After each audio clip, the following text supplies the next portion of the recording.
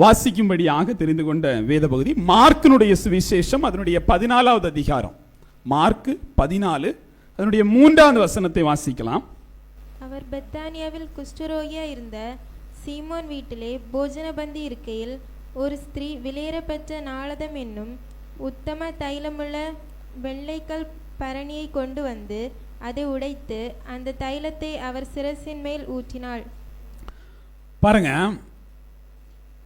ஒரு ஸ்திரீ, தேவன் எங்க இருக்காரா? பெத்தானியாவில் இருக்கிறாரு. ஒரு ஸ்திரீ நளதம் எனக்கூடிய ஒரு உத்தம தைலத்தை ஒரு ஜார்ல எடுத்துட்டு வராப்ல. உங்களுக்கு புரியுற மொழியில சொல்றேன். ஒரு ஜார்ல எடுத்துட்டு வந்து அதை என்ன பண்ணாங்களா? எங்க ஊற்றினார்கள்? சிரசின் மேல் ஊற்றினார்கள். சிரசுனா என்னது? தலை இல்லையா? யாரோட தலையில ஊற்றிருக்காப்ல? யாஷுவாவுடைய தலையில் ஊற்றிருக்காங்க. ஒரு விஷயம் பதிவு செய்யப்படுகிறது. இது எப்பப்பட்ட ஒரு சூழ்நிலையில் இது நடக்குது அப்படின்னு நீங்க பார்த்தீங்கன்னா, தேவனுடைய மரணத்திற்கு முன்னதாக நடந்த ஒரு நிகழ்வாக இருக்கு. தேவன் இன்னும் என்ன பண்ணல? மரிக்கல. வழக்கமாவே ஒரு நடைமுறை என்ன அப்படின்னா, இறந்த பிற்பாடு என்ன பண்ணுவாங்களாம்? இந்த மாதிரி வாசன திரவியங்கள் எல்லாம் வச்சுதான் அவங்களை என்ன பண்ணுவாங்க? அடக்கம் பண்ணுவாங்க. ஆனா இங்க தேவ சமூகத்தில் பார்த்தீங்கன்னா, நம்ம எல்லாருடைய கையிலையும் கடிகாரம் இருக்கு இல்லையா? நம்மளால அதை பார்க்க முடியுது. நம்ம கையில் ஃபோனும் இருக்கு, அதில் பார்க்க முடியுது. ரொம்ப முக்கியமானது பார்த்தீங்கன்னா, ஃபோனில் நீங்கள் எடுத்த உடனே திறக்காமலே பார்க்கக்கூடிய வாய்ப்பு நேரத்தை தான் காமிக்கும் இல்லையா? ஏன் அப்படின்னு பார்த்தீங்கன்னா, உங்கள்கிட்ட ஓடிக்கொண்டிருக்கக்கூடிய முள்ள நிப்பாட்டி நீங்கள் வைக்க முடியுமான்னு கேட்டால் இல்லை. அதுக்கு இப்படி யோசித்தரக்கூடாது. நான் வாட்சை ஓப்பன் பண்ணி கட்டையை கலத்தி வச்சா அப்படி நின்றோம் அப்படின்னு இல்லையா? யதார்த்தமான உலகில் நகரக்கூடிய ஒவ்வொரு நொடியும் நம்ம என்ன பண்ண முடியாது? நிப்பாட்டி வைக்க முடியாது. அப்படின்னா நம்முடைய காலங்கள் ஓடிக்கொண்டே இருக்குது. இந்த காலம் யாருக்கு வேண்டியும் என்ன செய்யாது? அது காத்திருக்காது. காலம் மட்டும் யாருக்காக என்ன செய்யாது? அது காத்திருக்கவே செய்யாது. இப்ப உங்களுடைய நேரம் ஓடுகிறது போல என்னுடைய நேரமும் என்ன செஞ்சுட்டு இருக்கு? ஓடிக்கிட்டே இருக்கு. பாருங்க, தேவ சமூகத்தில் இந்த நேரம் ரொம்ப முக்கியம் அப்படிங்கக்கூடியதை விளக்கக்கூடிய ஒரு செய்தி தான் இந்த ஸ்திரீயினிடத்திலிருந்து நம்ம கற்றுக்கொள்றது. இந்த ஸ்திரீ தேவன் சாகட்டோன்னு காத்திருக்கல. தேவன் சாகட்டும், நம்ம போய் என்ன பண்ணிக்கலாம்? இந்த நறுமணங்களை எல்லாம் கொண்டு போய் தேவன் மேல ஊற்றிக்கலாம் அப்படின்னு சொல்லிட்டு அவள் காத்திருக்கல. இவள் தனக்கான ஊழியத்தை நிறைவேற்ற ஆரம்பிக்கிறார். தனக்கான ஊழியம் என்ன அப்படின்னு பார்த்தீங்கன்னா, அங்க இருக்கக்கூடிய சீஷர்கள் எல்லாம் முறுமுறுகிறாங்க. எவ்வளவு விலை உள்ளது, இந்த தைலத்தை கொண்டு போய் இவர் தலையில ஊத்தி அது கீழே எல்லாம் ஓடுது, இதை எடுத்து வித்து அந்த பணத்தை தரித்திரனுக்கு கொடுத்து அவன் இன்னொரு கதை வச்சிருக்கான் இல்லையா? அப்படி பண்ணிருக்கலாமே, இப்படி பண்ணிருக்கலாமே இல்லையா? நம்ம என்ன பண்ணாலுமே அதுல இன்னொரு ஆளுக்கு ஒரு செகண்ட் ஒப்பீனியன் இருக்கும். இவன் இதை இப்படி பண்ணியிருக்க கூடாது, இதை இப்படிதான் பண்ணியிருந்திருக்கணும் இல்லையா? நம்ம சூழல நம்ம எப்படி பண்ணியிருப்போம் அப்படிங்கிறது நமக்கும் தேவனுக்கும் தான் தெரியும். ஆனால் இல்லை, இப்படி பண்ணியிருக்க கூடாது இல்லையா? கருத்துக்கள் வேற வேற இருக்கலாம். பாருங்க, தேவ சமூகத்துல இந்த ஸ்திரீ ஒரு விஷயத்தை பண்ணிட்டாப்ல, அது சீஷர்களுடைய பார்வையில் அது எப்படி தெரிஞ்சிச்சு? தேவையில்லாததான் தெரிஞ்சு. ஆனால் தேவனுடைய பார்வையில் அது எப்படி தெரிஞ்சிச்சுன்னா, அவள் முந்திக் கொண்டாள் அப்படின்னு சொல்லிட்டு அவர் சொல்லுவார். என்ன சொல்லுவாரு? அவள் முந்திக் கொண்டாள். அவள் வீணாக்கி விட்டார்னு உலகம் சொல்லிச்சு. தேவன் சொன்ன வார்த்தை என்ன? அவள் முந்திக் கொண்டாள். அருமையான தேவச்சனமே, வேதத்தில் நீங்கள் செய்ய வேண்டியது ஒன்னே ஒண்ணு. நீங்கள் எதை செய்தாலும் அதில் முந்திக் கொள்ள வேண்டியது அவசியமாக இருக்கு.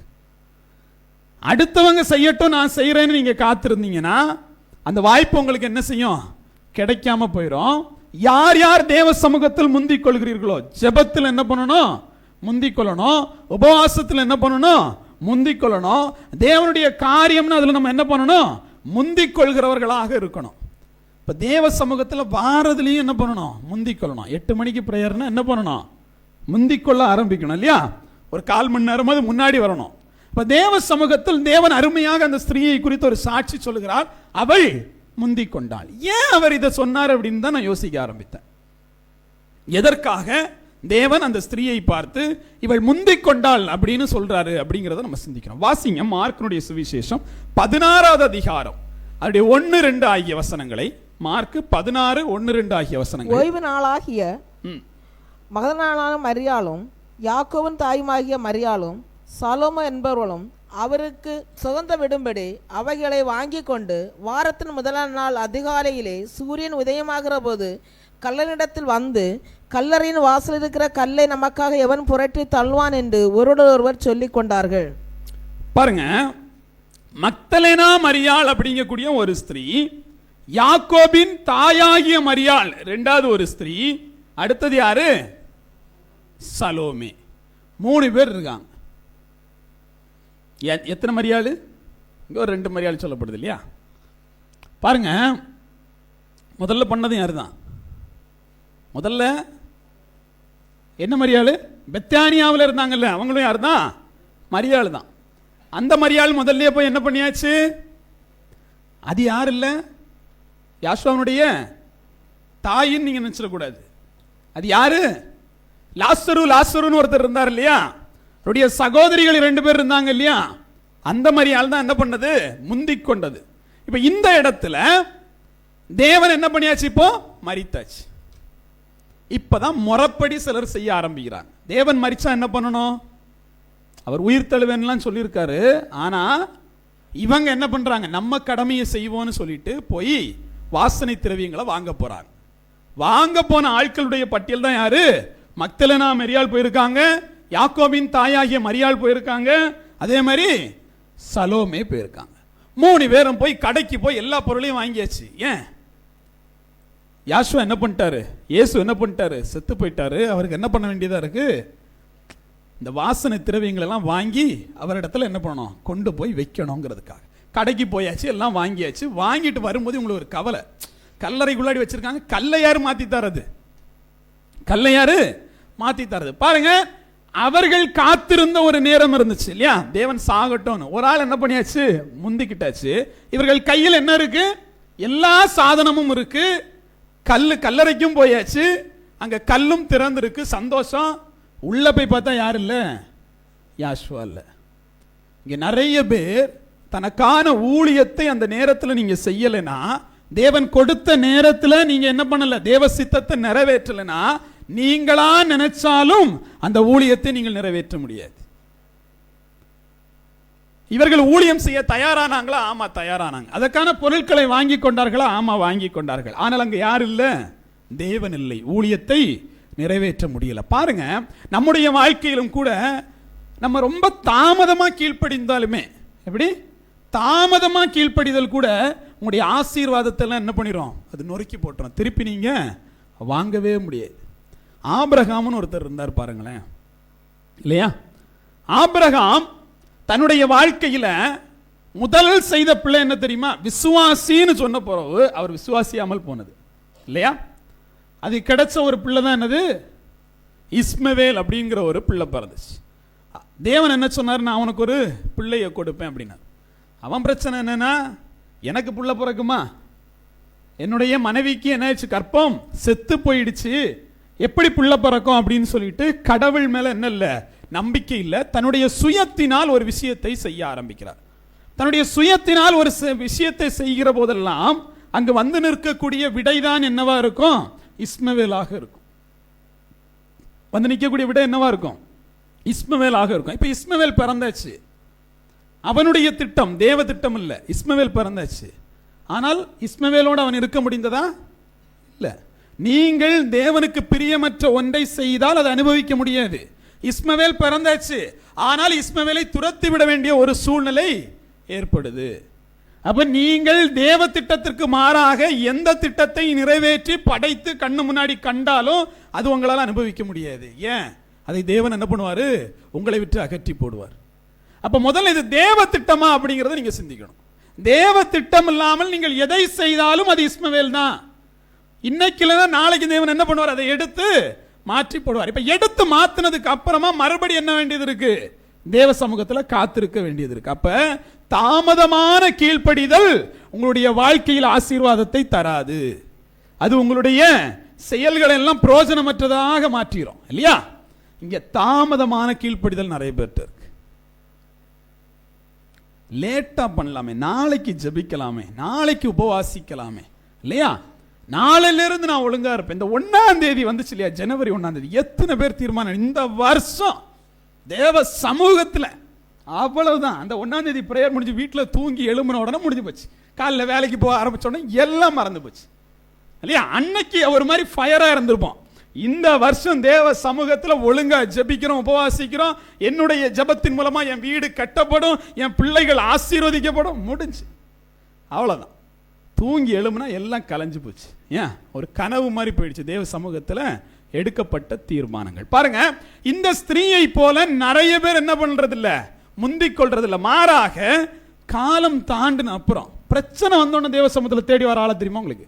பிரச்சனை வர வரைக்கும் தேவனை தெரியாது, பிரச்சனை வந்துச்சுன்னா தேவனை தேடி போகணும். இப்ப பாருங்க, பிரச்சனை இன்னும் வரல, ஆனால் ஊழியத்தை நிறைவேற்றின ஒரு ஸ்திரீ தேவன் சொல்லுகிறாள், முந்திக் கொண்டால் அவருடைய ஊழியத்தை நிறைவேற்றினால் தேவனை பார்க்க முடிஞ்சிச்சு. ஆனால் யார் யார் பிரச்சனைக்கு அப்புறம் தேவனை தேடுறீங்களோ, தேவைக்காக தேவனை தேடுறீங்களோ, அப்ப அங்க யார் இருக்க மாட்டான்? தேவன் இருக்க மாட்டார். நிறைய பேர் நம்ம இங்க தேவைக்காக வந்திருந்தோம்னா ஒன்ன முடிவு பண்ணிருங்க, தேவனை பார்க்கவே முடியாது. இப்ப நம்ம எதுக்காக வரணும்? தேவனுடைய சித்தத்தை நிறைவேற்ற வரணும். நீர் நடத்தும் அப்படின்னு சொல்லிட்டு வரணும். தேவனுக்கு ஐடியா சொல்லக்கூடாது இல்லையா? நீர் ஏன் இப்படி பண்ணல, நீர் ஏன் அப்படி பண்ணல, அடிச்சா அடி வாங்கிக்கணும், அப்படிதானே? தேவன் அடிச்சா என்ன பண்ணணும்? அடி வாங்கிக்க பழகணும். யோபுனுடைய வாழ்க்கையில தேவன் கண்ணாபண்ணமா போட்டு அடிச்சார் பாத்தீங்களா? நீங்க எல்லா அடியையும் வாங்கிக்கிட்டு அப்படியே இருந்தனால பொழைச்சிக்கிட்டான். ரெட்டிப்பான ஆசீர்வாதம். தேவன் ஒரு கட்டத்தில் அப்படியே உயர்த்துவாரு, ஒரு கட்டத்தில் என்ன பண்ணுவாரு? ஒட்டுமொத்தமா தூக்கி கீழே போடுவாரு. இந்த உலகம் உங்களை தூஷிக்கும். யோபுனுடைய வாழ்க்கையில மனைவி சொன்னா, என்ன சொன்னா? ஏன்டா இதுக்கு மேல நீ உயிரோட இருந்துட்டு பேசாம செத்து போயிரு அப்படின்னு சொல்லிட்டு கட்டின மனைவி சொல்றா, தன்னிடத்தில் இருந்த பெரிய வேலைக்காரர்கள் எல்லாம் காணாம போயிட்டாங்க இல்லையா? ஆஸ்திகள் எல்லாம் போயிடுச்சு. ஒன்றும் இல்லாதவனாக இருக்கிற போது அவன் கடைசியாக பிடிச்சு கொண்டது தேவனை மட்டும்தான். அதனால தேவன் என்ன பண்ணாரு? ரெட்டிப்பான ஆசீர்வாதத்தை கொடுத்தார். நீங்கள் இழக்குகிறீர்கள்னா தேவன் என்ன பண்ணாரு? உங்களை உயர்த்துவதற்காக ஒரு சோதனைக்குள்ளாடி கொண்டு போறார். எத்தனை பேர் இழந்திருக்கிறீங்களோ அத்தனை பேர் அந்த இழப்பிலேயே இருப்பதில் என் தேவன் என்ன பண்ணுவார்? உங்களை நிச்சயமாக உயர்த்துவார். ஆனா என்ன தெரியணும்? தேவன் அடிக்கும் போது வாங்கிக் கொள்ள தெரியும். அடிங்க, நான் வாங்கிக்கிறேன், ஆனா அவங்களுடைய சமூகத்தை விட்டு நான் போறதில்ல. அல்லேலூயா. எத்தனை நாள் லேட் ஆச்சு இந்த ஸ்திரீ? 3 நாள் லேட் ஆச்சு. எப்படி? எத்தனை நாள் லேட் ஆச்சு? 3 நாள் லேட் ஆச்சு. 3 நாள் லேட் ஆனனால, வெறும் 3 நாட்கள் தாமதமானனால யாரை பார்க்க முடியல? தேவனை பார்க்க முடியல. பாருங்க, தேவன் எப்பொழுது அடிக்கப்பட்டார் அப்படின்னு பார்த்தீங்கன்னா, இந்த சம்பவம் நடக்கிற போது அந்த வசனம் இப்படியாக சொல்லப்பட்டிருக்கும். அவர் பெத்தானியாவில் எப்போ இருக்கிறார் அப்படின்னு பார்த்தீங்கன்னா, பஸ்கா பண்டிகை வருவதற்கு 2 நாட்கள் அப்படின்னு சொல்லிட்டு அங்கே குறிப்பிடப்பட்டிருக்கும். எப்பவுமே இஸ்ரேல்ல ஒரு பழக்கம் உண்டு, அந்த நாளை ஒரு நாளாக சொல்லுவாங்க. எப்படி? இன்னைக்கு இருக்குன்னா இன்னைக்கு ஒன்று, நான் நாளைக்கு சொல்லணும்னா 2 நாள் இருக்கும்பேன். நாளைக்கு இருக்குன்னா என்ன சொல்லுவேன்? 2 நாள் இருக்கு. அது என்ன கணக்கு? இன்னைக்கு ஒரு நாள், நாளைக்கு ஒரு நாள். அதான் பைபிளில் பல இடங்களில் குறிப்பிடப்பட்டிருக்கக்கூடிய 2 நாள் கணக்கு. அதை நீங்க புரிஞ்சுக்கணும். அப்படி இருக்கிற போது இன்னைக்கு சொல்லப்படுது, என்ன சொல்லப்படுது? இன்னைக்கு போய் ஸ்திரீ என்ன பண்றா? தைலத்தின் மூலமாக அவருடைய சிரசில் ஊத்தியாச்சு, எல்லாம் ஓகே ஆயிடுச்சு இல்லையா? நாளைக்கு சீஷர்கள்லாம் பஸ்காவுக்காக நாம் எங்கே ஆயத்தம் பண்ண வேண்டும் கேட்கிறாங்க இல்லையா? இப்போ முதல் நாள் எண்ணெய் பூசப்படுகிறது, அடுத்த நாள் பஸ்கா ஆசரிக்கப்படுகிறது.